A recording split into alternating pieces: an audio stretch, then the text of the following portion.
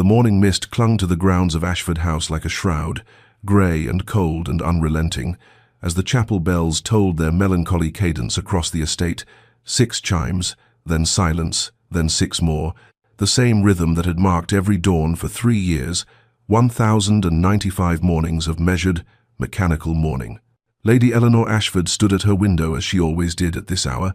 a figure carved from shadow and sorrow, her black mourning gown severe against the pale walls of her chamber, the fabric so familiar now it felt like a second skin, or perhaps a shroud she wore while still breathing. She was 26 years old, though the servants whispered she looked ageless in the way of those who have stopped living. Not young, not old, simply suspended, caught between the world of light and the realm of memory. 3 years. 3 years since the letter had arrived, bearing news that Captain Thomas Ashford's ship had gone down in a storm off the Portuguese coast, that her husband of barely 18 months had been claimed by the sea, that she was a widow before she had properly learned to be a wife. 3 years since she had worn any colour but black, since she had attended any gathering, since she had sung or danced or laughed without immediately crushing the impulse beneath the weight of what she owed to Thomas's memory. Her daily ritual had calcified into something immutable. Chapel at dawn, where she knelt on stones grown smooth beneath her knees, a solitary walk through gardens she no longer truly saw, breakfast taken alone in the small dining room, with its curtains drawn against the offence of sunlight, hours spent in needlework or reading without absorption, supper in the same dim room, then bed in chambers where his portrait watched her sleep. The villagers spoke of her in hushed tones. The widow who won't let go, they called her, the lady who's buried herself alive. Though they said it with pity rather than judgment, for everyone remembered how she and Thomas had been childhood sweethearts, how their wedding had been the grandest celebration the county had seen in a generation, how brief and bright their happiness had been before the sea swallowed it whole. Eleanor knew what they said, knew they watched her black-clad figure move through the village on her infrequent errands like a ghost haunting its own life, and some part of her, the part not frozen in that terrible November morning, when the letter came, understood they were right. She was not living. She was performing the motions of life, while her heart remained 3 years in the past, anchored to a moment of loss, as surely as Thomas's body was anchored to the ocean floor, and she could not fathom how to be otherwise, could not imagine what betrayal it would be to Thomas's love, to ever again choose joy, choose colour, choose the future over the beautiful, terrible past that was all she had left of him. Duke Sebastian Hartfield had never been a man prone to impulse or sudden fascination, his 34 years having been marked by scholarly restraint, careful deliberation, and the kind of measured existence that befitted a man of his station and temperament indeed. The county knew him as a reclusive figure, more likely to be found in his library than at social gatherings, a man who had never married despite his title and considerable fortune, who kept his own counsel and maintained his estates with quiet efficiency but little fanfare. It was therefore something of a mystery to him when, on a bright April morning alive with the riotous colours of spring blossoming cherry trees, shedding petals like pink snow, daffodils rioting in golden profusion along the lanes, the very air seeming to vibrate with green and growing things, he found his attention arrested completely by a single figure moving through the village high street, a woman dressed entirely in unrelieved black, so stark against the seasonal jubilation that she seemed almost an apparition, a rent in the fabric of the world through which winter still showed. He had reined in his horse without conscious thought, watching as she moved with slow, mechanical precision past shop windows she did not glance toward, past neighbors who greeted her with pitying gentleness she barely acknowledged, a woman moving through the world as though she walked under water, as though some great weight pressed upon her shoulders and made each step an act of will rather than ease. Sebastian found himself struck not merely by the contrast, though that was dramatic enough, this figure of mourning amid such insistent life, but by something in the way she held herself, a quality of determined endurance that suggested she was not naturally fragile, but had been made so by some great blow, that beneath the widow's weeds there existed a woman of substance who had been, through grief, reduced to shadow. He made inquiries, discreet as befitted his nature, and learned her story from the village apothecary. Lady Eleanor Ashford, widow these 3 years, her husband lost at sea, her mourning so absolute it had become a kind of imprisonment, a young woman who had simply stopped living when death claimed the man she loved. Sebastian listened to this recitation with a growing sense of something he could not quite name, not pity, precisely, though there was compassion in it, not merely curiosity, though he was intrigued, but rather a conviction that took root in his chest with startling firmness, that he could not somehow simply ride away and forget that figure in black, that woman drowning in grief while the world bloomed around her in indifferent beauty. He found reasons to return to the village over the following days, telling himself he was attending to estate business while knowing, with the part of himself that remained ruthlessly honest, that he was hoping to see her again, to understand what it was about her sorrow that called to something in his own carefully ordered heart. And on the third such visit, he watched from his horse as she disappeared through the iron gates of Ashford House, swallowed by the shadows of an estate that seemed, even from the road, and to have drawn its curtains against joy. And Sebastian Hartfield, who had never pursued anything more romantic than a rare manuscript, felt something shift within him, a decision forming without words, a certainty that his path and hers were somehow meant to cross, that he had been given, for reasons he could not articulate, the task of calling her back from whatever cold shore she walked, back to the land of the living, though he had no notion yet of how such a thing might be accomplished, only that he must try. The village bookshop was a narrow establishment wedged between the apothecary and the draper's, its windows dusty and its interior dim, with the particular gloom that comes from too many books packed into too little space, and Eleanor had not visited it in months, her reading having become as mechanical as everything else in her life. The same volumes revisited without pleasure, words passing before her eyes without penetrating the fog that surrounded her thoughts. But on this particular May afternoon, she found herself drawn there by some impulse she did not examine, some restless need to be among the smell of paper and binding that had once brought her comfort. She moved through the cramped aisles with her usual slow precision, her black skirts whispering against the shelves, her gloved fingers trailing along leather spines without truly seeing the titles, until she found herself before the poetry section and reached, with the first flicker of genuine interest she'd felt in weeks, for a slim volume bound in green cloth Wordsworth, whose lines about nature and memory had once moved her to tears in a time when she could still feel such things fully. Her hand had barely touched the spine when another hand, larger and ungloved, reached for the same book from the opposite direction, and she withdrew as though burned, stepping back with a murmured apology, her eyes downcast as was her habit, but a voice low, cultured, unexpectedly gentle, said, "Forgive me, madam, the fault is entirely mine. Please, you were here first." Eleanor looked up then, and found herself meeting the gaze of a man she recognized from village glimpses, though they had never been introduced.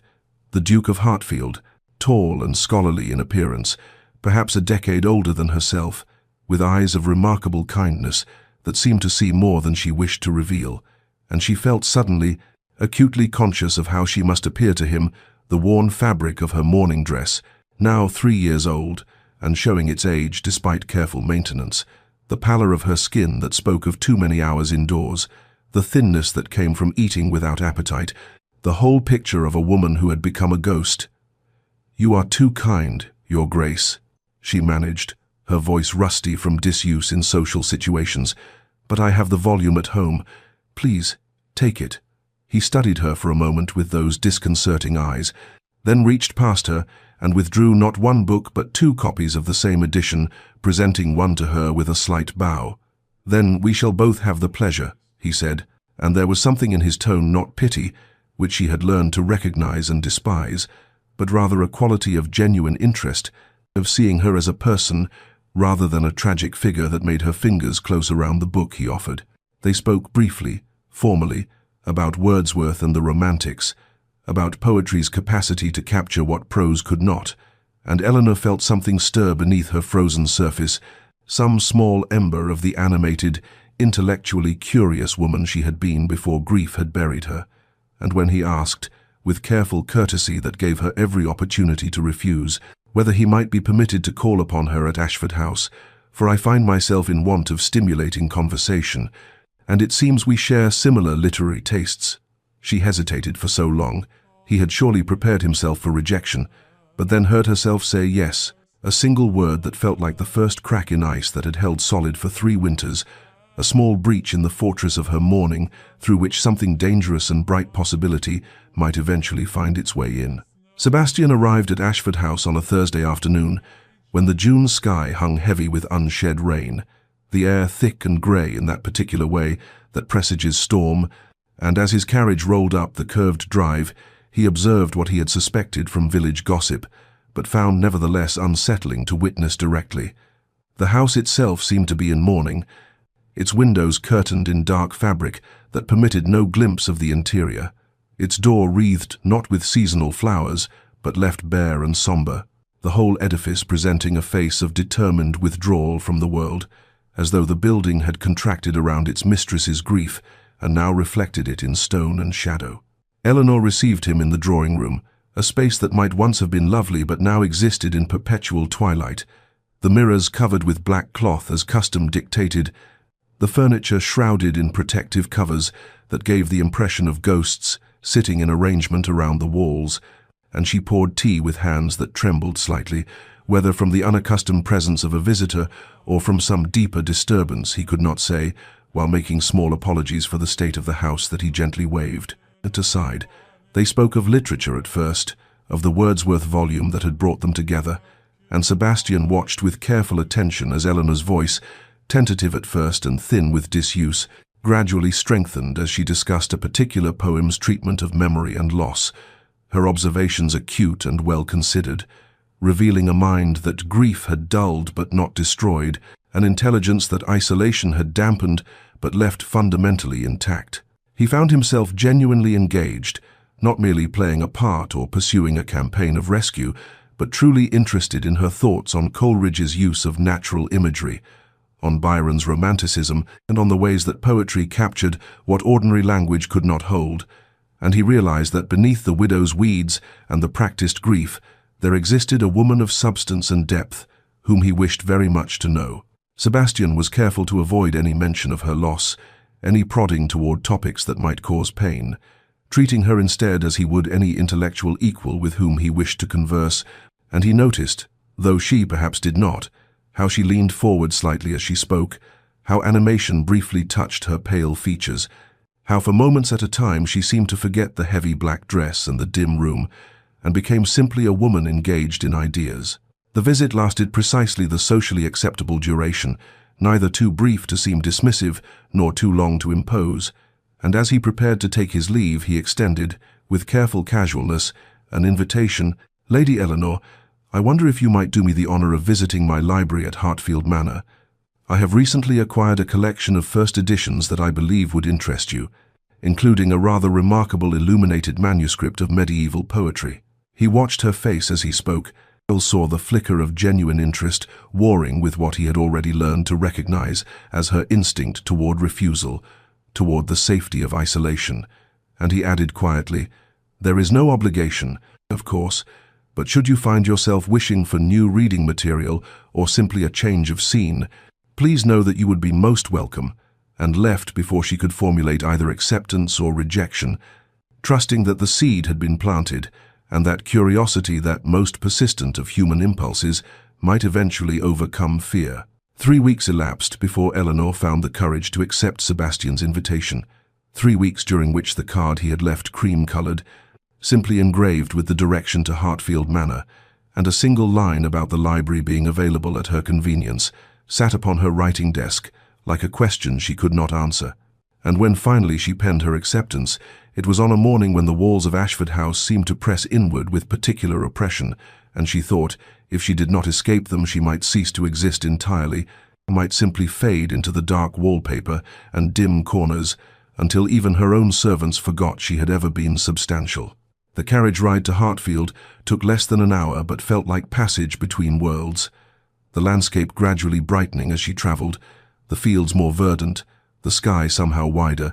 and when the manor came into view, she felt her breath catch at the sight of it. Golden stone, glowing in the afternoon sunlight, windows uncovered and gleaming, flower beds arranged in riots of colour that seemed almost aggressive in their vitality after her years of carefully maintained gloom. Sebastian met her at the entrance himself, dismissing formality in favor of genuine welcome,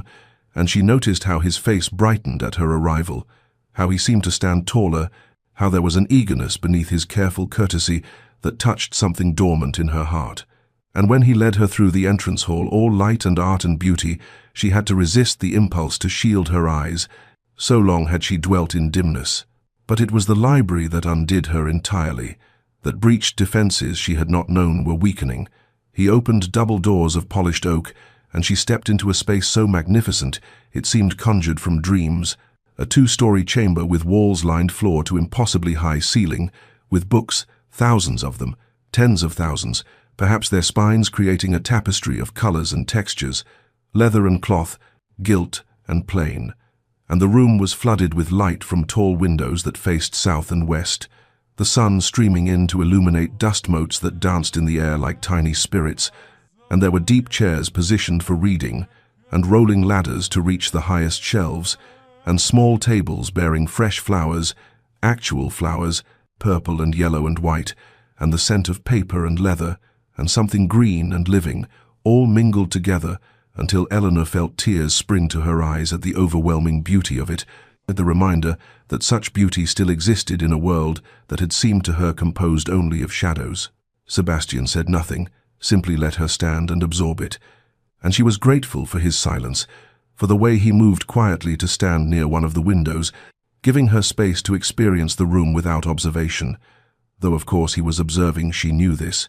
could feel the quality of his attention, even with his gaze turned away. But it was observation without judgment, without expectation, the watching of someone who waited to see a flower bloom without demanding it do so on a schedule. She moved forward slowly, hesitantly, her black skirts whispering against the parquet floor, and reached out to touch the nearest shelf, her gloved fingers trailing along spines as they had in the village bookshop, but this time with genuine hunger, genuine curiosity, and she found herself pulling volume after volume, examining bindings, reading opening lines, losing herself in the sheer abundance of it. And when Sebastian quietly mentioned that she was welcome to borrow anything she wished, to come as often as she liked, and to treat the library as her own, she looked up at him with something dangerous stirring in her chest. Not quite joy, not yet, but perhaps the memory of what joy had once felt like, and said in a voice thick with emotion, "Thank you, Your Grace. You cannot know what this means." Though from the soft expression in his eyes she thought, perhaps he did know. Perhaps he understood exactly what he was offering her, which was not merely books but a sanctuary, a place where the woman she had been before grief might tentatively begin to remember herself. The hours slipped away, unmarked, as Eleanor explored the collection, and when finally she settled into one of the deep chairs with a first edition of Austen, a novelist she and Thomas had read aloud to each other in those brief, bright months of their marriage. Sebastian took a seat across from her with his own volume, and they read in companionable silence as the afternoon light mellowed into gold, and when she made a comment about a particular passage, and he responded with an insight that sparked her own thoughts, they fell into animated discussion, and Eleanor heard herself laugh, actually laugh. A small sound, rusty and surprised, but genuine at something clever he said about Mr. Darcy's pride, and the sound of her own laughter shocked her into silence, but Sebastian merely smiled, that gentle smile that seemed to see her and approve of what he saw, and said, "I have been hoping to hear that sound," and she realized with a mixture of fear and wonder that she had been at Hartfield for nearly 5 hours, that the sun was setting, that she had forgotten for stretches of time to remember her grief, and that this forgetting felt simultaneously like betrayal and like the first deep breath after years of suffocation. The pattern established itself with the gentle inevitability of seasons turning. Every Thursday afternoon Eleanor would arrive at Hartfield Manor, and every Thursday Sebastian would be waiting in his library with tea already prepared and some new volume he thought might interest her, and they would settle into what became their customary chairs, hers by the south window where the light was best, his across from her, where he could observe her face as she read and spoke and discussed literature and philosophy and history with an ease that grew more natural each week, and as spring surrendered to summer and the days lengthened and warmed, Eleanor found herself anticipating these visits with something that frightened her in its intensity, found herself choosing her readings during the week with an eye toward what might spark interesting conversation, found herself thinking as she dressed each Thursday morning, even in her unchanging black, about whether he might notice that she had pinned her hair slightly differently, or worn the jet brooch that had been her mother's, rather than the plain mourning pin she usually favored. It was during one of these Thursday visits, as June roses bloomed beyond the library windows and filled the air with their honey-sweet scent, that Sebastian finally asked about Thomas, not with the awkward curiosity of those who wanted details to gossip over, but with genuine gentleness, real desire to understand, and Eleanor found herself speaking of him for the first time since the funeral, describing how they had known each other since childhood, how their families' estates had neighbored each other, how she had loved him since she was 15 and he 17, how their marriage had been brief, barely 18 months before the naval commission that took him to sea, and the storm that took him from life, but incandescently happy, filled with laughter and books read aloud and plans for the future they would build together. And as she spoke, she wept, quietly, the tears sliding down her pale cheeks unchecked. And Sebastian sat motionless, bearing witness, not offering empty platitudes but simply present in her grief.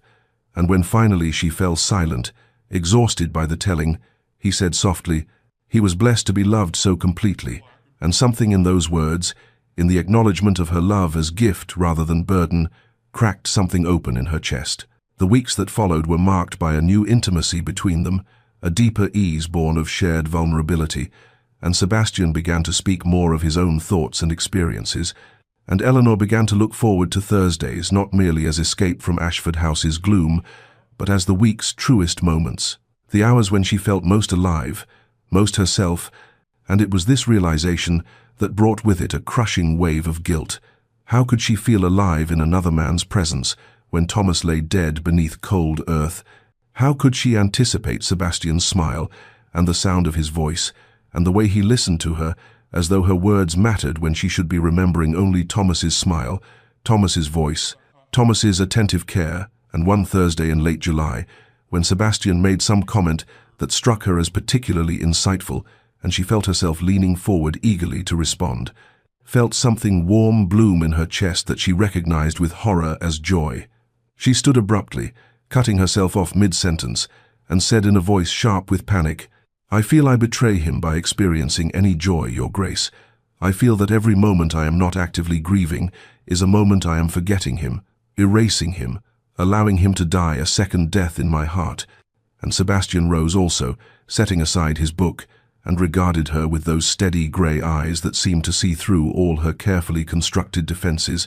and asked quietly, Would he wish you to fade away, Eleanor? Would the man who loved you want you to become a ghost, a living monument to his death, rather than a testament to the love you shared? She could not answer, could only stand trembling in the golden afternoon light streaming through the library windows, could only shake her head helplessly, and Sebastian did not push, did not demand response, merely said, It is a question worth considering, and let her depart earlier than usual. And as Eleanor's carriage carried her back to Ashford House through the summer landscape, she sat with his question burning in her mind, like a candle in darkness, illuminating corners she had kept deliberately shadowed, and she knew even as she tried to dismiss it that it would haunt her, that he had named the thing she most feared to examine, which was whether her prolonged mourning honored Thomas's memory or dishonored his love by refusing the gift of life he could no longer possess. The invitation arrived on a Thursday morning in early August, when the air hung heavy with the promise of heat, and the gardens at Ashford House drooped listlessly, despite the gardener's faithful watering. A simple card in Sebastian's precise hand, asking if Eleanor might visit Hartfield that afternoon, not for the library but for the gardens, which were, he wrote, at their peak, and which he thought she might find of interest. And though Eleanor's first instinct was to decline, the library was safe, contained, a known sanctuary, while gardens meant openness and exposure and unpredictable beauty. She found herself penning an acceptance before she could examine too closely why the thought of disappointing him caused such discomfort. She arrived in her customary black,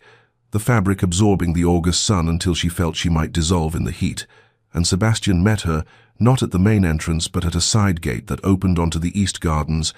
and the moment she stepped through that gate, she felt her breath catch, because she had entered a world of such riotous color that her years of monochrome existence seemed to recoil from it. Roses in every conceivable shade bloomed in profusion, their scent thick and sweet on the air, and there were towering delphiniums in blues so vivid they hurt to look at, and golden lilies, and purple lavender that hummed with bees, and her black-clad figure moving through this landscape was so starkly incongruous that she felt herself a blot of ink spilled across a watercolor painting. Sebastian walked beside her, saying little, allowing the garden itself to speak, and he led her deeper into the space until they reached a secluded area enclosed by hedges where a special bed had been prepared,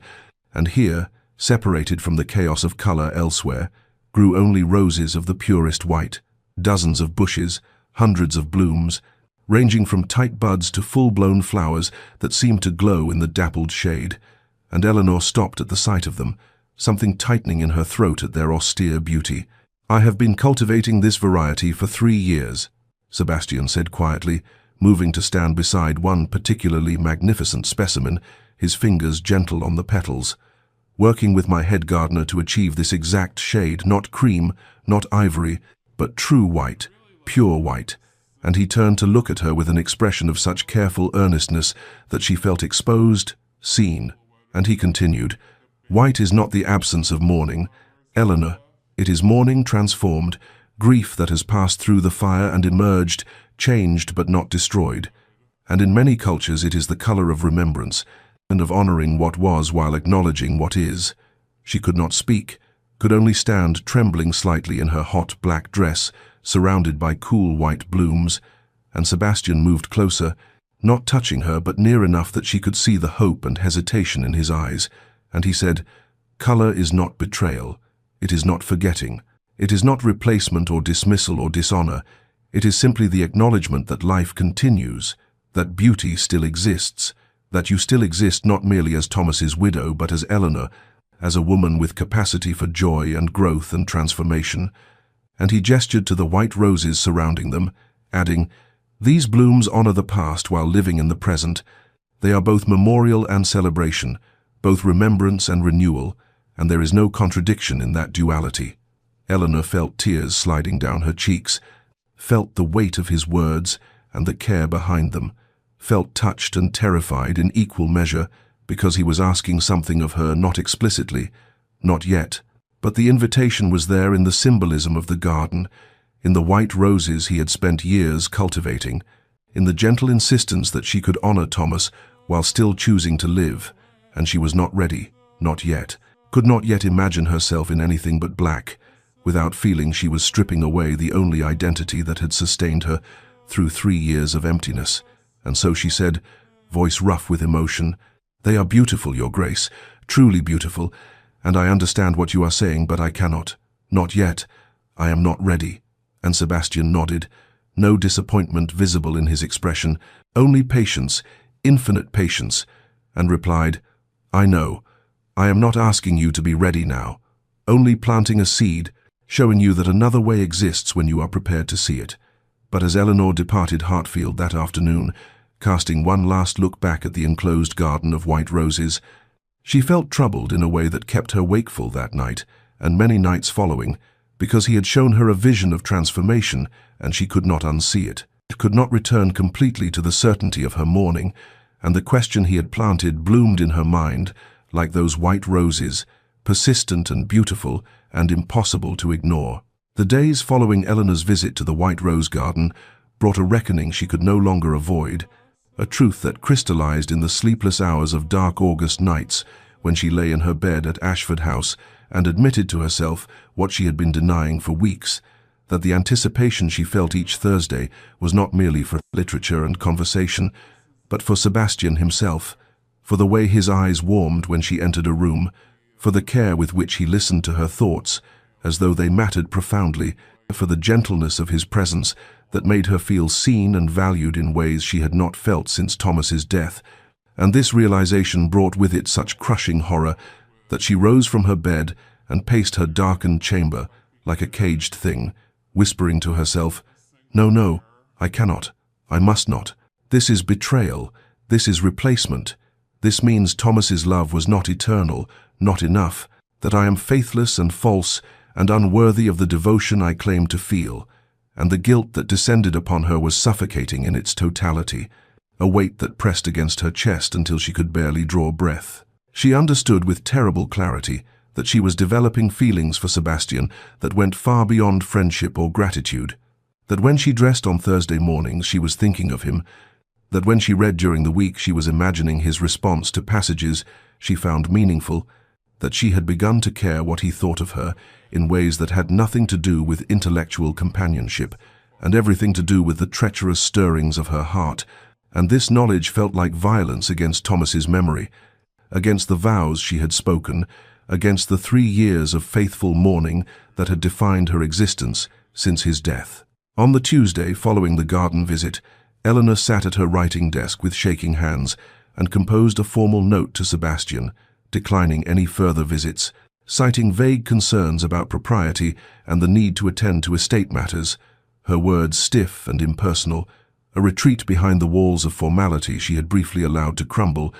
and she sealed the note quickly before courage could fail her and dispatched it with a servant, and then she returned to her chamber and wept with a desolation that rivaled the early days of her widowhood, because she was losing something precious, even as she convinced herself the loss was necessary. In the weeks that followed, she returned to the strictest observance of her mourning rituals with an almost desperate fervor, as though by performing them perfectly, she could atone for her emotional transgression. She attended chapel not once but twice daily, spent hours kneeling at the small altar in her private sitting room where Thomas's portrait hung, wore only her most austere black garments, without even the small vanities of the jet brooch or different arrangements of her hair,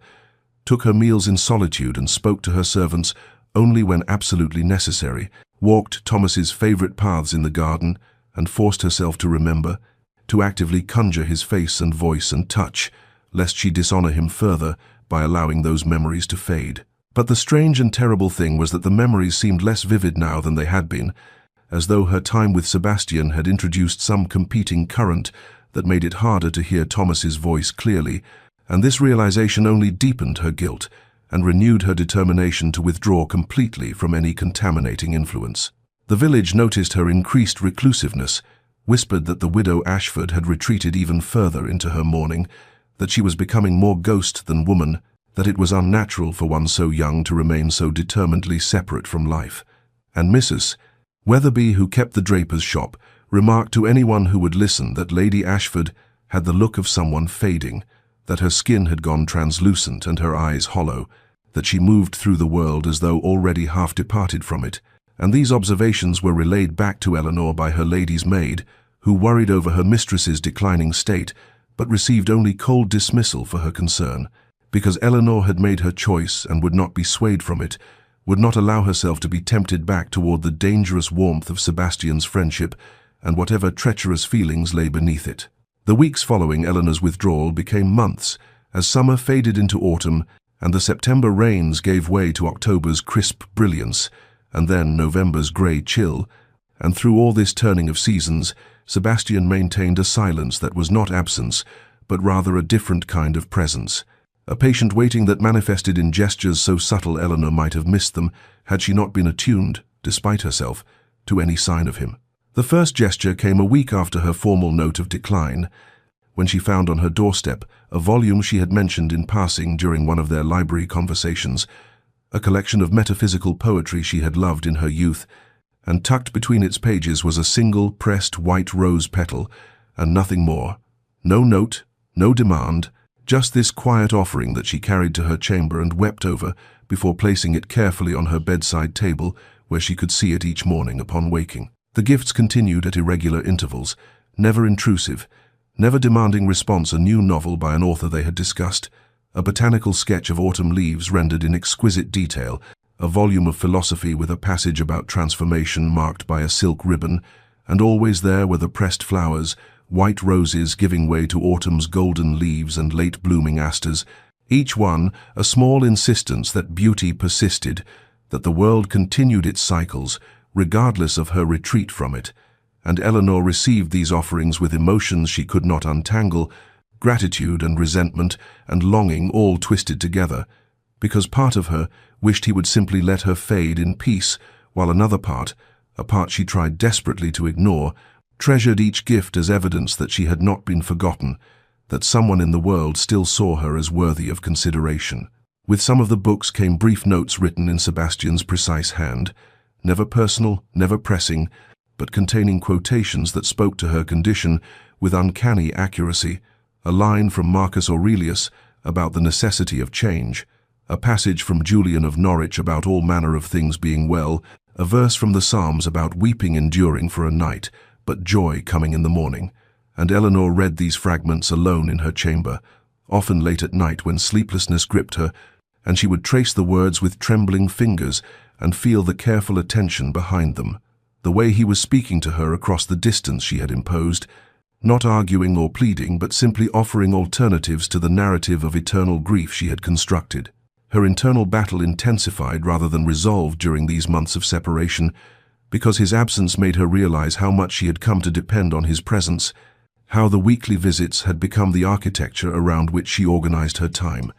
And without them, she felt more lost than ever, caught between the loyalty she owed to Thomas's memory and the undeniable pull toward Sebastian, toward life, and toward the possibility of transformation he represented. And it was in this state of painful suspension that the dreams began, fragments at first, disjointed images of Thomas that left her weeping upon waking. But then one night in late November, as the first frost silvered the gardens, she dreamed with unusual vividness that Thomas stood before her in his naval uniform, not as he had been in death, drowned, absent, irretrievable, but as he had been in life, young and vibrant and smiling, and he took her hands and said with perfect clarity, "Eleanor, my love, you were never meant to follow me into darkness. You were meant to carry forward into light what we built together, and that means living, truly living, not this half-existence you have chosen." And though she knew upon waking that it was only a dream, only her own mind speaking to itself, she felt something loosen in her chest, some iron band of guilt that had constricted her breathing for months, and she rose and went to her window and looked out at the frost-covered grounds and whispered to the memory of her husband, "I do not know if I can, but perhaps I can try." And it was the first concession she had made, the first acknowledgement that the path she had been walking might not be the only path, might not even be the right path. And though she was not yet ready to act on this recognition, the seed Sebastian had planted in the white rose garden had finally, after months of resistance, begun to take root in the frozen soil of her heart. The storm arrived on the third week of November with a violence that seemed to tear the very fabric of the sky, dark clouds massing over the county like an invading army, and by afternoon the rain came in sheets so thick that visibility extended no more than a few yards, the wind howling around Ashford House with such ferocity that Eleanor could hear shutters rattling and tree branches scraping against windows like skeletal fingers seeking entrance, and she moved through her dim corridors with growing unease as the servants rushed to secure doors and place buckets beneath leaks that had opened in the aging roof, the house groaning under the assault as though it too were weary of standing against the elements. And then, as evening fell and the storm intensified rather than abated, young Maggie, the kitchen maid, came running to report that water was rising in the low fields, that the river had breached its banks, that the groundskeeper said the cellars would flood within hours, and perhaps the lower floors as well, and Eleanor felt a flutter of real fear, because Ashford House sat in a natural depression that made it vulnerable to such flooding, and she was directing servants to move valuables to the upper floors when she heard the sound of a carriage arriving, heard urgent voices in the entrance hall, and descended to find Sebastian there, dripping rainwater onto her marble floors, his greatcoat soaked through, his face etched with concern as he spoke rapidly to her butler about the danger, about how he had ridden out personally when he realized the flooding would reach her estate, about how she must come with him immediately to Hartfield Manor, which sat on higher ground and would weather the storm safely. Eleanor's first instinct was refusal, a reflexive retreat behind the walls of propriety and self-imposed isolation. She could not possibly accept such an invitation, could not place herself under his roof, could not allow herself to be drawn back into his orbit when she had worked so hard to maintain distance. But even as she opened her mouth to decline, she saw the genuine alarm in Sebastian's eyes, heard her steward confirming that the situation was indeed dire, that the house might not be safe through the night,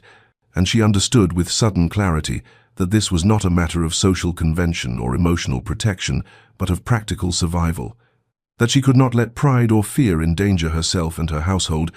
and so she found herself nodding, accepting, instructing her senior servants to secure what they could and then seek shelter in the village, while she allowed Sebastian to lead her to his carriage, the rain immediately soaking through her black cloak as they dashed across the drive, the wind nearly tearing her from her feet before Sebastian's strong hand caught her elbow and steadied her into the vehicle. The journey to Hartfield Manor was brief but harrowing, the carriage rocking in the wind, rain drumming on the roof like artillery fire, and Eleanor sat across from Sebastian in the dim interior, acutely aware of his presence, of the impropriety of their situation, of the way circumstances had demolished in moments the careful distance she had maintained for months. And when they finally arrived and he handed her down into the sheltered courtyard, when the great doors of Hartfield opened and warm light spilled out to meet them, she felt her resistance crumbling, like the riverbanks that had given way to the flood, felt herself being swept into something she could no longer control. And as Sebastian's housekeeper led her to a suite of rooms prepared with extraordinary swiftness, as she found herself divested of her sodden cloak and given warm towels and dry garments, and told that dinner would be served whenever she felt ready, Eleanor stood alone in the firelit chamber and understood that the storm outside had merely given permission to the storm that had been building within her for months, that she had been brought here not just by wind and rain, but by forces far more powerful, by the relentless current of life itself, insisting that she could not remain forever on the shore, and that Sebastian's arrival at her door in the tempest had been not an intrusion, but a rescue, and perhaps she had needed rescuing all along. The storm raged through that night and into the next day and the day after that, 3 days during which Eleanor found herself suspended in a strange intimacy she had not anticipated, stranded at Hartfield Manor, not just by floodwaters, but by the collapse of all the careful distance she had maintained, and on the first evening after dinner, Sebastian invited her to the library, where a fire blazed against the November cold, and they sat in companionable silence at first, the storm howling beyond the windows, until he began to speak in a voice she had never heard from him before, quiet and tinged with an old sorrow that made her look up from her book and truly see him, perhaps for the first time, not as her patient would-be savior, but as a man who carried his own wounds, his own darkness, and he told her about his sister, Catherine, younger by 4 years, brilliant and beautiful and full of laughter, who had died at 19 of a fever that came sudden and merciless, and how he had been traveling abroad when it happened, how he had returned to find her already buried, how the guilt of his absence had carved something hollow in his chest that nothing could fill. I wore black in my heart for years, Sebastian said, staring into the flames, his profile etched in sharp relief by the firelight,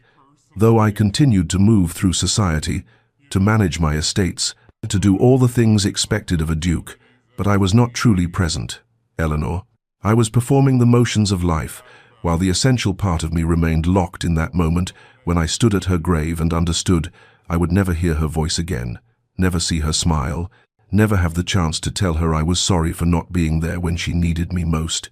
Eleanor felt tears rising, not just for his loss but for the recognition of her own pattern reflected in his words, and when he turned to look at her, his eyes were luminous with unshed emotion, and he continued, "It was my steward, an elderly man who had known me since birth, who finally said to me, 'Your Grace, Lady Catherine would not wish to see you thus. She who loved life so fiercely would be heartbroken to know you had stopped living in her name.' And though I was angry at first, though I dismissed his words as presumptuous, they worked in me like a splinter I could not extract, and gradually I came to understand that my prolonged mourning was not honoring Catherine,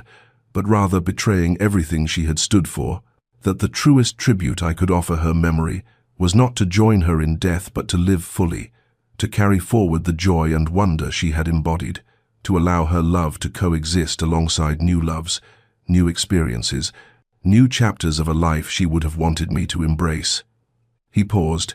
reached across the small space between their chairs, and for the first time touched her hand, his fingers warm and solid against her cold ones, and Eleanor felt something break open inside her, all the tears she had held frozen for 3 years suddenly thawing and flowing, and she wept as she had not wept, even at Thomas's funeral. great shuddering sobs that shook her entire frame, and Sebastian moved to kneel before her chair, holding both her hands now, not speaking, just present, just witnessing her grief without trying to fix it or stop it or rush it toward resolution. And in that moment, Eleanor understood that this was what she had needed all along, not someone to argue her out of her sorrow or shame her for its duration, but someone who had walked a similar path and emerged not by forgetting or replacing, but by the harder, braver work of allowing life alongside memory. And when her tears finally subsided and she looked into Sebastian's face, still so close to hers, she saw reflected there not pity but understanding, not pressure but patience,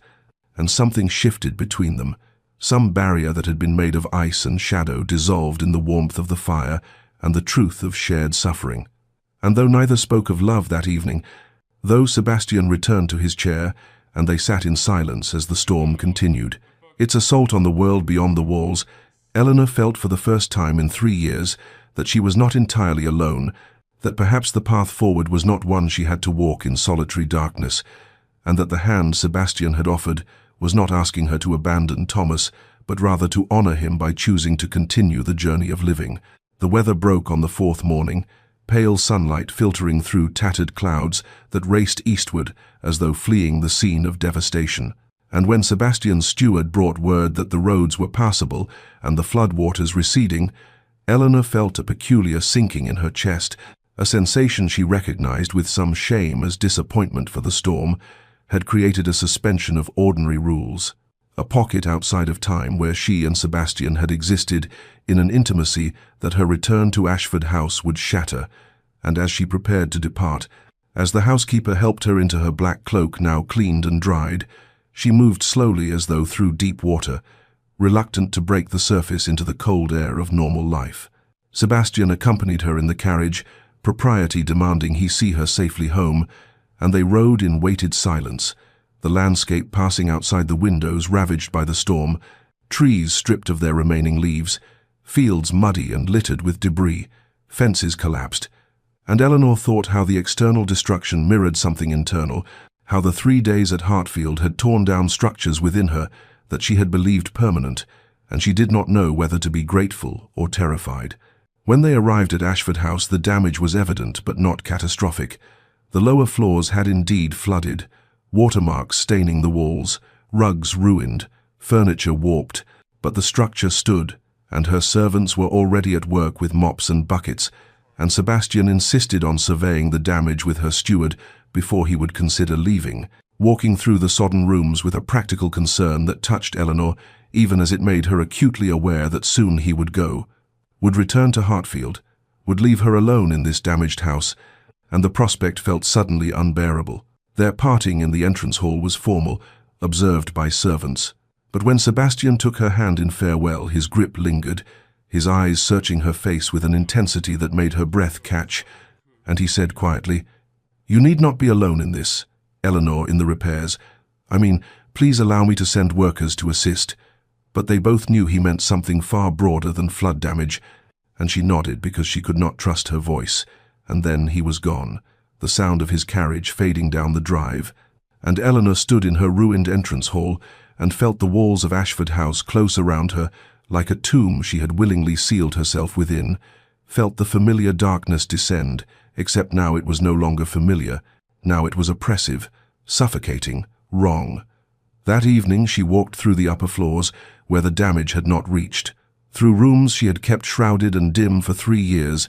and on impulse she went to her chamber and pulled the Holland cover from the mirror that stood in the corner, the mirror she had not looked into properly since Thomas's death, and in the lamplight she saw herself clearly for perhaps the first time in all those long months.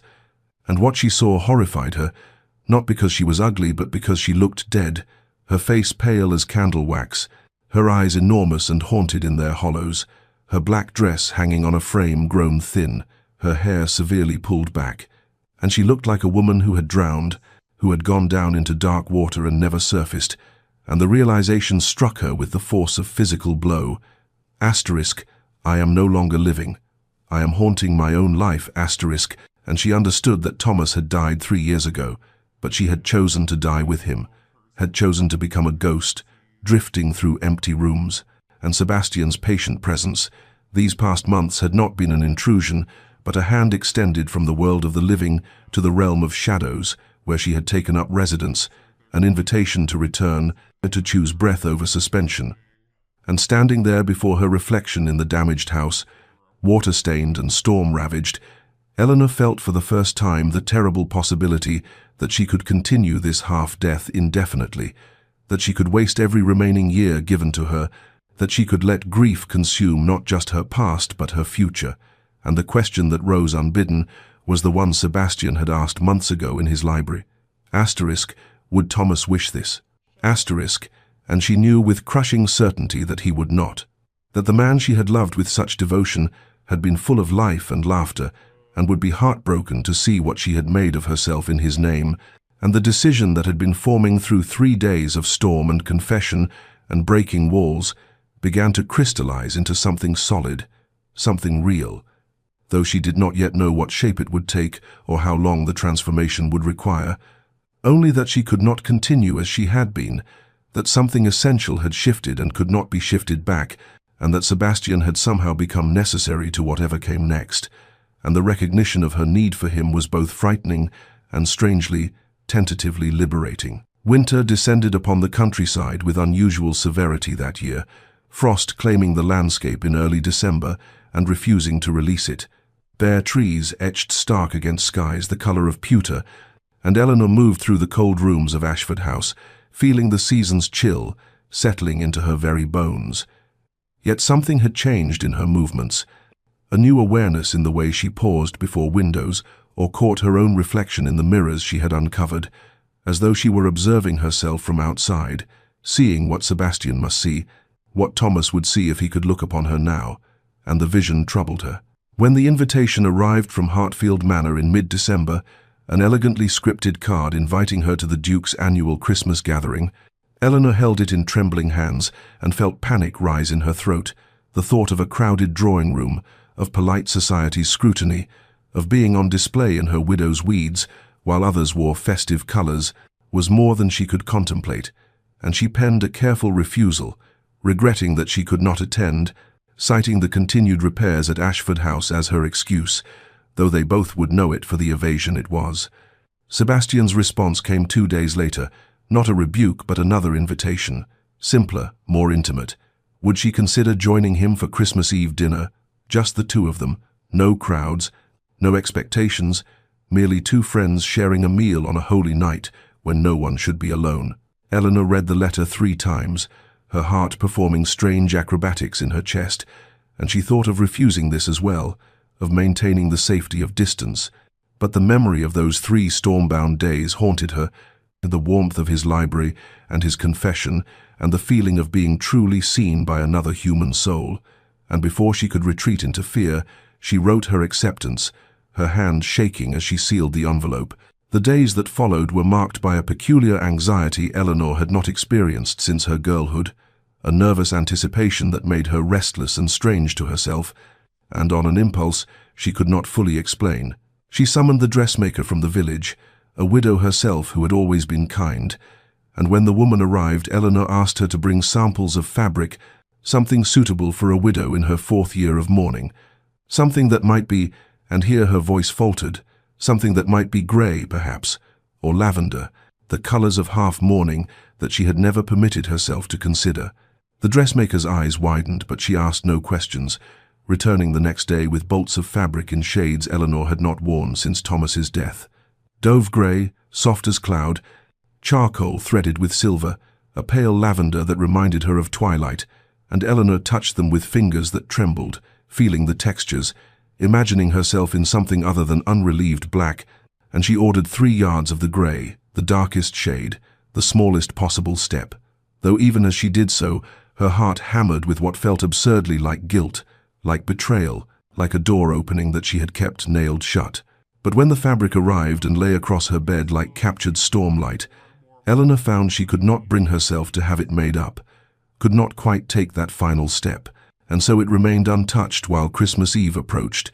and she told herself it did not matter, that Sebastian would not judge her for appearing still in black, that the fabric had been merely an experiment, a thought she need not act upon, though she found herself going to her chamber repeatedly just to look at it, to touch it, to imagine. Christmas Eve arrived clear and bitterly cold, the kind of crystalline winter night when stars seemed close enough to touch, and breath froze in the air like visible ghosts,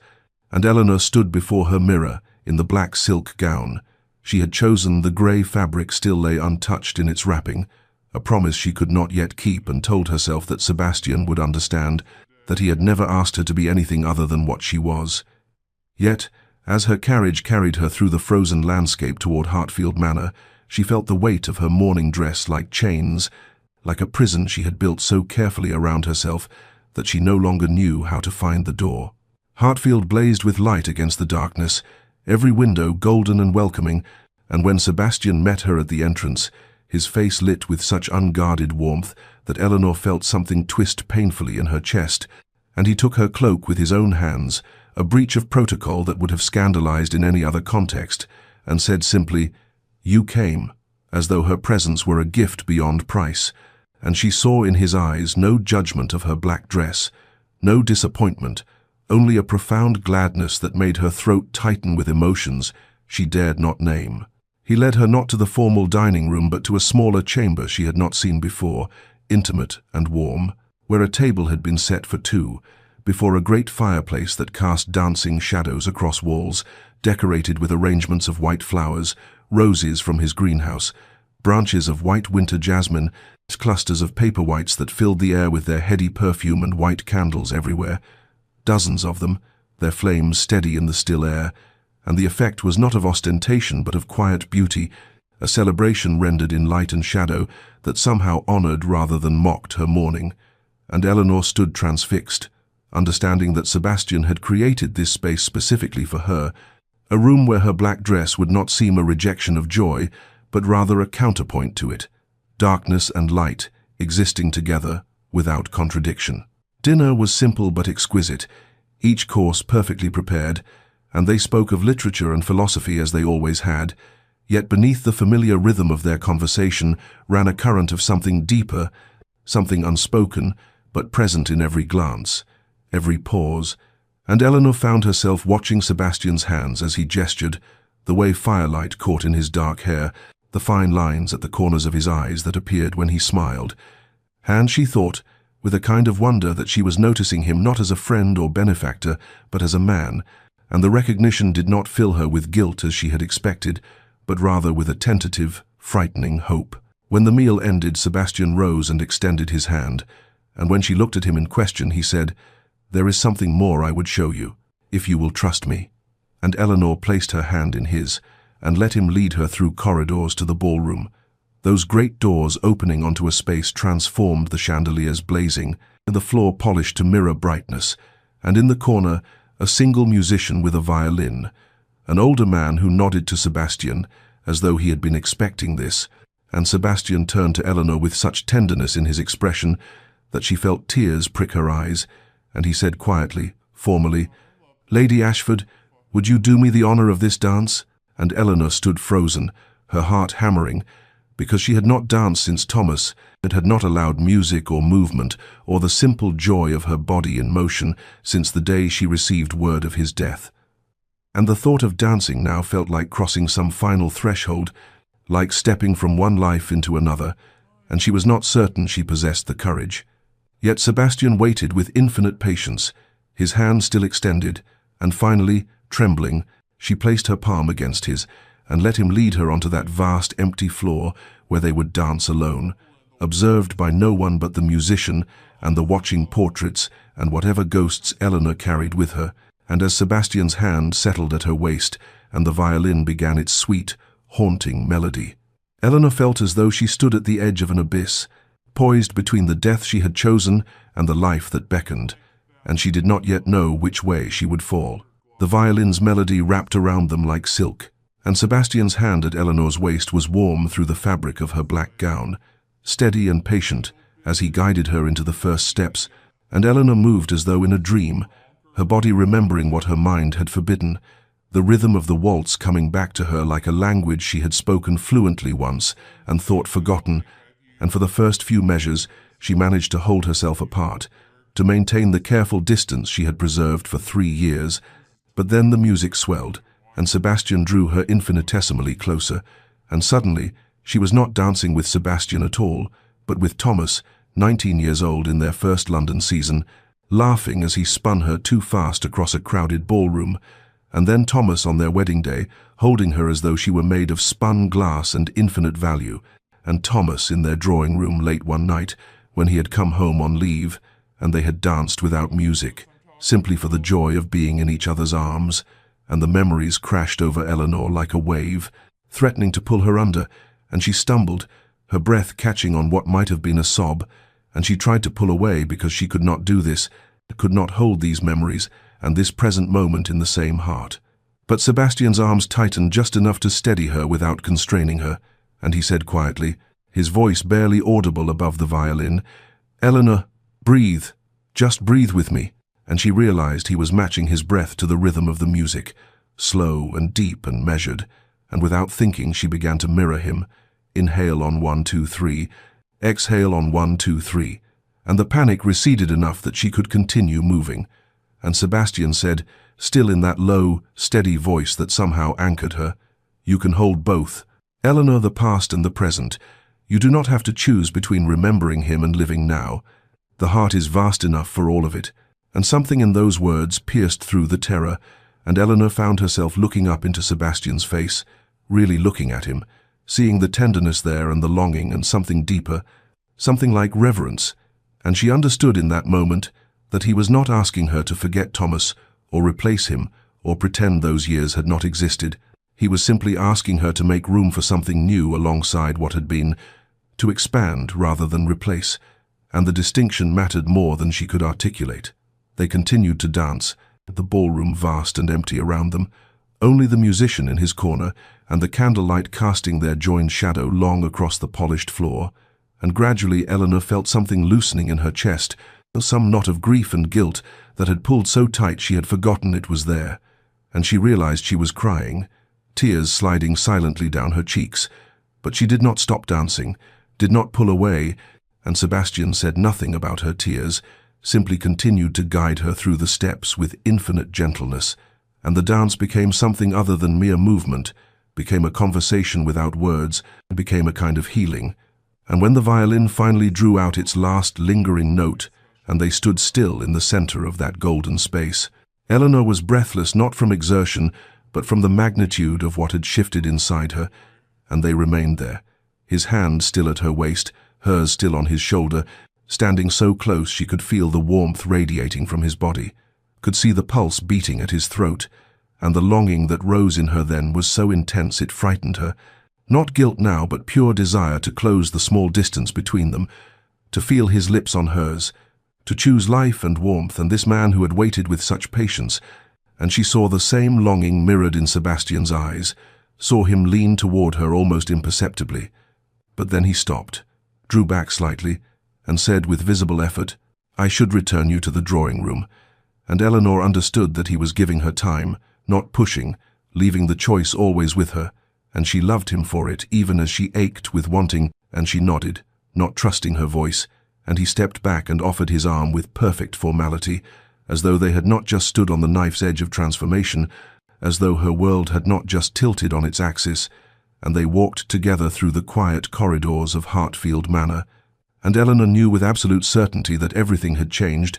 that the woman who had entered this house in mourning black was not the same woman who would leave it, and she was terrified and exhilarated and alive in a way she had not been for 3 long years, and when Sebastian handed her into her carriage at evening's end, and their fingers touched in farewell, Eleanor felt the spark of it travel up her arm and lodge somewhere in the vicinity of her heart, and she carried it home like a candle flame cupped carefully in her palms, precious and fragile and full of light. January arrived with cruel cold and crystalline skies, the world locked in frost. Yet something had shifted in Eleanor, something fundamental and irrevocable, and on the first day of the new year, she rose before dawn and walked through Ashford House, opening curtains she had kept drawn for 3 years, letting pale winter light flood rooms that had lived in perpetual twilight, and the brightness hurt her eyes, but she did not turn away. And when she passed the mirror in the upper hallway, the one she had covered with black cloth the day after Thomas's death, she stopped, and after a long moment of gathering courage, she reached up and pulled the fabric away, and it fell to the floor in a whisper of silk. And Eleanor stood facing her own reflection for the first time in years, when really looking, and what she saw shocked her. Not the young bride Thomas had left behind, but a woman aged by grief, hollow-cheeked and pale, her dark hair still beautiful but her eyes haunted, and she thought with sudden clarity that Thomas would not recognize this ghost, would be horrified to see what she had made of herself in his memory, and the realization did not bring guilt but rather a strange, fierce determination, and she thought, I am 26 years old, and I have been dead for 3 years, and it is time to learn to live again. The grey dress lay in her wardrobe, where she had left it weeks ago, and Eleanor lifted it out with trembling hands, the fabric soft and unfamiliar after so long in unrelieved black, and she dressed slowly, fastening each button as though performing some sacred ritual. And when she looked at herself again, the woman in the mirror seemed less ghostly, the grey somehow bringing colour back to her skin, a hint of the roses that had once bloomed in her cheeks. And it was not black, but neither was it the full spectrum of colour. It was compromise. It was transition. It was a first tentative step toward a world she had renounced, and Eleanor wore it down to breakfast where Mrs. Hartwell, her housekeeper, stopped dead in the doorway and pressed one hand to her mouth, tears springing to her eyes, and said, "Oh, my lady." And Eleanor understood that her household had been mourning not Thomas but her, grieving the living ghost she had become. She walked to the village that afternoon, and heads turned as she passed, whispers following in her wake like wind through grass, and Eleanor held her head high though her heart hammered with anxiety, and she made her way through the churchyard to Thomas's grave, that simple stone marker she had visited weekly for 3 years, and she knelt there in the frozen grass, her grey skirts spreading around her like smoke, and she spoke aloud for the first time, not in her head but with her voice, and she said, "Thomas,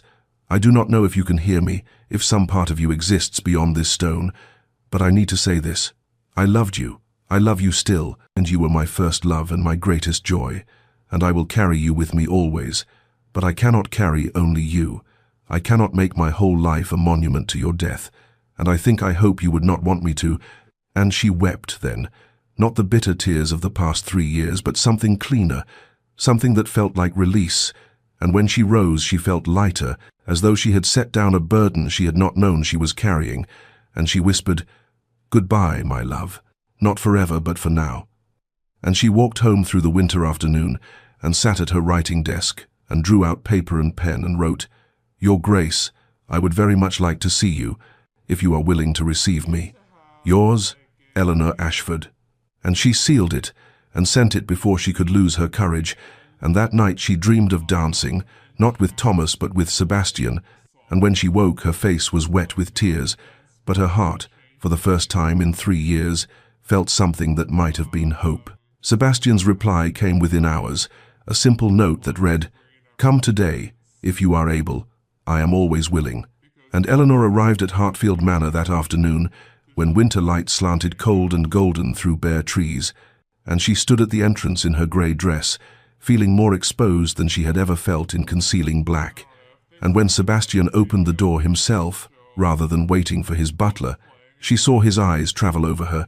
taking in the grey fabric, the small defiant declaration of change, and something blazed in his face, joy, relief, hope. But he said nothing of it, simply bowed and said, "Eleanor, you are most welcome," and led her not to the library where they had spent so many hours, but to a smaller, more intimate drawing room, where a fire burned bright against the January cold, and he offered her tea, which she accepted, though her hands trembled slightly as she took the cup, and for a long moment they sat in silence that was not uncomfortable but weighted with everything unspoken, and finally Eleanor set down her cup and said, her voice steady despite her racing heart, "I wanted to thank you, Your Grace, Sebastian, for your patience, for your kindness, for not turning away when I vanished for all those months." And Sebastian leaned forward, his grey eyes intent on hers, and said, "You needed time. There is no fault in that." And Eleanor shook her head and continued, "I needed more than time. I needed to find my way back to myself, or perhaps to find a new self, one that could hold both grief and joy. And I am not, She paused, searching for words. I am not yet whole. I do not know if I will ever be whole in the way I was before Thomas died, but I am no longer broken, or at least not broken beyond repair. And her voice caught on the last words, but she did not look away from Sebastian's gaze. And he rose then, and crossed to where she sat and knelt before her chair so that his eyes were level with hers, and he took both her hands in his touch warm and solid and real, and he said with quiet intensity, Eleanor, I have waited, and I will continue to wait as long as you need. There is no hurry, and no pressure. I would rather have your friendship for a lifetime than rush you into anything you are not ready for. And Eleanor felt tears prick her eyes, because his generosity was almost more than she could bear. And then Sebastian drew a breath and said, and she could hear the vulnerability in his voice, the risk he was taking. But I need you to know something, and I will say it only once, and then never again unless you wish to hear it. I love you, Eleanor, not as some damaged thing to be pitied or repaired, not as a replacement for anything or anyone, but as yourself, as the woman you are now with all your scars and strength and complexity. I love the way you think and the way you see the world. I love your loyalty and your courage, and if you can never return that love, I will accept it, but I needed you to know it exists. And Eleanor sat frozen, her hands clasped in his, and she felt the truth of his words settle into her bones, felt the absoluteness of his regard, and what she experienced then was not the panic she might have expected, but rather a deep, aching tenderness, and she thought of the months he had waited, the gentleness with which he had guided her back toward life, never pushing, always offering, and she realized that she did love him, perhaps not with the uncomplicated passion she had felt for Thomas at 19, but with something deeper, something earned through patience and built on genuine understanding. And she said, her voice barely above a whisper, I need more time, Sebastian, not because I do not care for you, but because I want to come to you freely, without guilt, without reservation, and I am not quite there yet. And Sebastian's face showed no disappointment, only acceptance,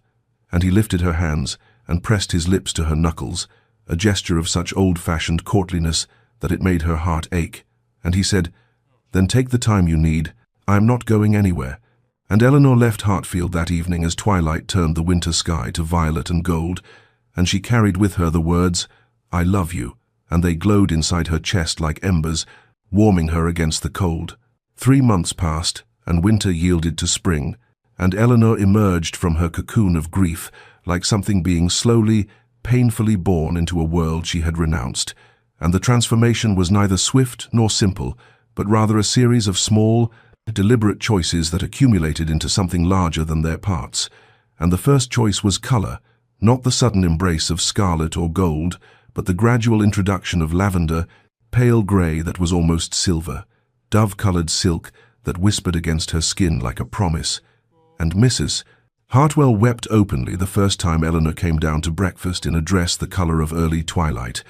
and the village noticed too, heads turning as she walked to the bookshop or the milliner's, and the whispers changed from pitying to curious to something almost approving,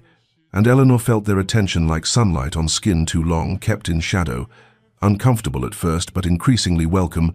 and she began to accept invitations she would have refused months before tea with the vicar's wife, a small dinner party at the Thorntons' estate where she had not set foot since Thomas's death, and at that dinner she sat across from Sebastian, who had also been invited, and their eyes met over candlelight and wine, and something passed between them that made Eleanor's breath catch, and afterward Lady Thornton said to her husband,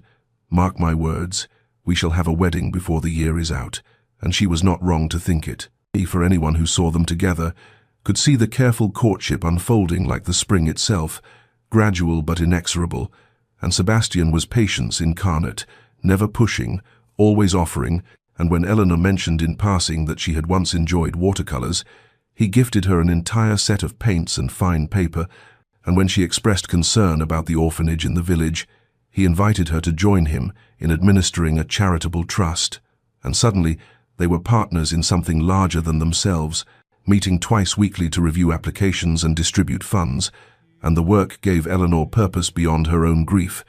reminded her that the world continued to turn and that she might yet have a place in it, and the community watched this partnership with knowing eyes. saw how Sebastian's hand would linger on Eleanor's when he helped her into her carriage, how her face would light with genuine pleasure when he entered a room, and spring deepened into April and then May. And one morning Eleanor woke to birdsong and walked to her wardrobe and stood there looking at the progression of dresses,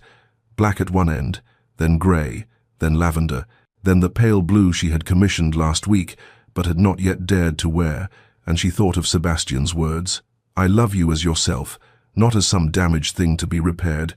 And she thought of the white roses he had shown her in his garden a year ago, white for mourning transformed, and she took down the blue dress and put it on, and it was the colour of forget-me-nots, the colour of clear sky, and when she looked in the mirror, she saw not a ghost but a woman, still scarred but no longer broken, still carrying grief but no longer consumed by it, and she went down to breakfast with her heart beating hard and fast, and Mrs. Hartwell saw the dress and smiled through tears, and Eleanor said, "I think I am ready," and Mrs. Hartwell understood, though Eleanor had not specified ready for what, and that afternoon Eleanor walked in her garden among the spring flowers, waiting, because somehow she knew that Sebastian would come, that he had been waiting for some sign that she had reached the other side of her long winter, and she was not wrong, for as the afternoon sun slanted golden through the trees, she saw his figure at the garden gate, and he was carrying white roses, and Eleanor's breath stopped in her throat, and she thought, "Yes, now, finally, I am ready." The morning arrived gilt-edged and perfect. May in its full glory, 3 years and 3 months to the day since Thomas had been lost to the sea, and Eleanor woke with the certainty that this was the day something would change,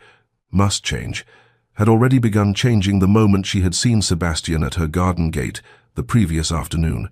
and she dressed with trembling fingers in the pale blue gown, the colour of forget-me-nots and clear skies and hope, and she went down to the garden, where spring had exploded in a riot of colour she was finally able to see, truly see, without guilt shadowing every blossom, and she was standing among the roses when she heard the gate, and she turned to find Sebastian there in the morning light, formal in his dark coat, and he was carrying white roses, a dozen of them, the variety he had cultivated, the ones he had shown her a year ago when she had still been drowning, and Eleanor's heart began to beat so hard she thought it might crack her ribs. And Sebastian walked toward her slowly, his grey eyes never leaving her face, and when he reached her he said, "You are wearing blue," and his voice was rough with emotion, and Eleanor nodded, unable to speak, and Sebastian said, "Eleanor, I came here today with a question, but first I need to tell you what I see when I look at you. I see a woman of extraordinary courage, who loved deeply enough to grieve deeply, who honored her vows even beyond death, but who has found the strength to choose life again. And that strength, that choice, is perhaps the bravest thing I have ever witnessed." And Eleanor felt tears begin to slip down her cheeks, and Sebastian set down the roses carefully on the garden bench, and then, to her shock and wonder, he lowered himself to one knee there among the flowers, and he took her hand in both of his, and he said, "Eleanor Ashford, I am asking you to marry me, but I am asking you for more than that. I am asking you to choose life fully, to step out of the shadows and into the sun, to believe that you deserve happiness, and that accepting it is not betrayal, but rather the highest form of honoring what you have lost." And Eleanor could barely breathe, her hand trembling in his, and Sebastian reached into his coat and withdrew not a ring but a length of fabric, white silk that caught the morning light and seemed to glow, and he said, "I am asking you to wear white for me, Eleanor, not to erase your past. Your past is part of you, and I would never ask you to deny it, but to embrace your future, our future, to let white be what I told you it could be. Not the absence of mourning, but mourning transformed, grief acknowledged and honored, and finally, gently, released." And he looked up at her with such love, such patient, enduring love that had waited through her winter, and asked nothing but that she find her way back to herself. And Eleanor felt something break open inside her chest, the last frozen chamber of her heart thawing at last, and she thought of Thomas, and she felt no guilt, only gratitude for what they had shared, and a quiet certainty that he would want this for her, he would want her to live. And she drew Sebastian to his feet and said, her voice breaking but clear, "Yes, Sebastian, yes to all of it, yes to marriage, and yes to life, and yes to white, to transformation, to new beginnings, to love that honors all that came before while reaching toward all that might yet be. And Sebastian's face blazed with joy, and he pulled her into his arms and held her as she wept. Tears that were grief and relief and hope all mingled together. And when she finally pulled back, he lifted the white silk and draped it over her shoulders like a blessing, and Eleanor looked down at the white against her blue dress and thought, I am no longer a ghost, I am a woman, alive and loved, and ready at last to step fully into the light.